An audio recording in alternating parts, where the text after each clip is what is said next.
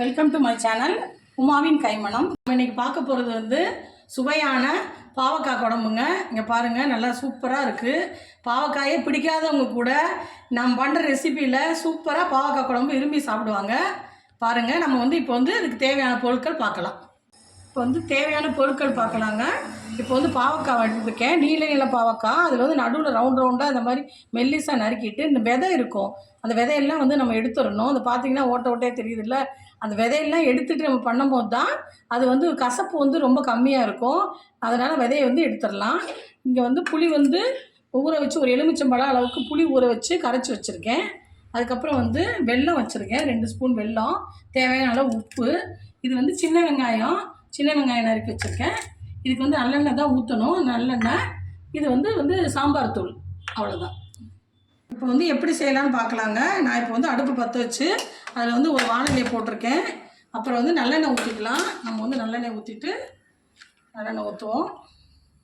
நல்லா கொஞ்சம் அதிகமாகவே எண்ணெய் ஊற்றுங்க, ஏன்னா வந்து கொஞ்சம் டேஸ்ட்டாக நல்லாயிருக்கும். எண்ணெய் காஞ்ச பிறகு கொஞ்சமாக வந்து கடுகு உளுந்தம்பருப்பு போடுறேன். கடுகு போட்டிருக்கேங்க, அதை வெடிக்கட்டும். வெடித்த பிறகு வெங்காயத்தை போட்டு நல்லா வதக்கலாம். கடுகு வெடிக்குதுங்க. நான் வந்து இப்போ வந்து வெங்காயத்தை போடுறேன்.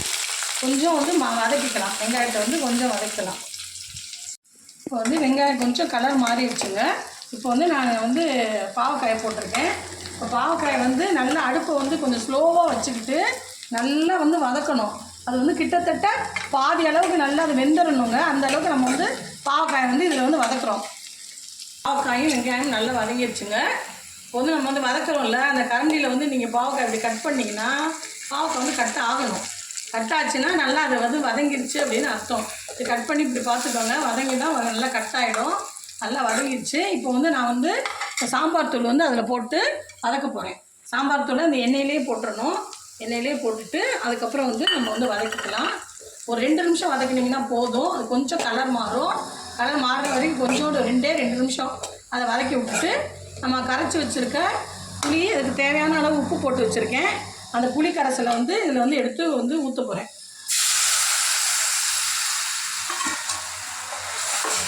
இப்படி வந்து நல்லா வந்து கலக்கி விட்டுருங்க. அடுப்பு வந்து மீடியமாக வச்சுருங்க. ஒரு 10 நிமிஷம் அது வந்து குழம்பு வந்து கொதிக்கட்டும். இப்போ வந்து குழம்பு வந்து நல்லா கெட்டியாகிடுச்சுங்க. இங்கே பாருங்கள், காயும் வந்து நல்லா பின்னிட்டு சூப்பராக இருக்குது குழம்பு. இப்போ வந்து நம்ம வந்து எடுத்து வச்சுருக்க வந்து வெல்லத்தை வந்து அதில் போட்டுடலாம்.